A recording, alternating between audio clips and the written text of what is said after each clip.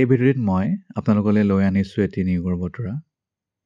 নিয়োগৰ বতৰাৰে জড়িত হয় আসাম ষ্টেট বায়'ডাইভাৰ্চিটি ব'ৰ্ড, চমুকৈ ASBB।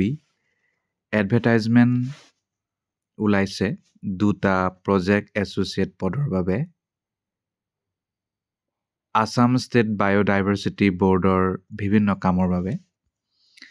Applications are invited from eligible candidates of Assam for limited period engagement of 2 project associates for assisting in various works of the board.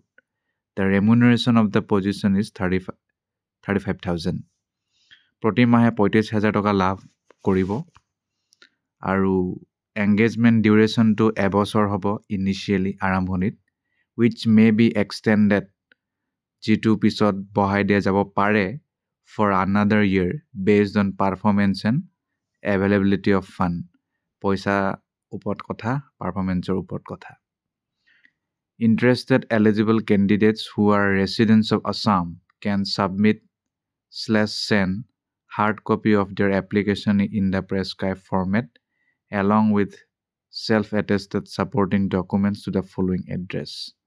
যদি আপুনি interested তেতিয়াহ'লে আপুনি send কৰক hard copy, self-attested সকলো তথ্য লৈ to the member secretary, Assam State Biodiversity Board, 2nd floor,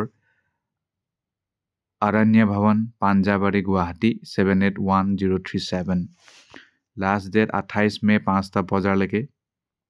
postal delay হ'লে তেওঁলোক ইয়াৰ বাবে দায়ী নহয়।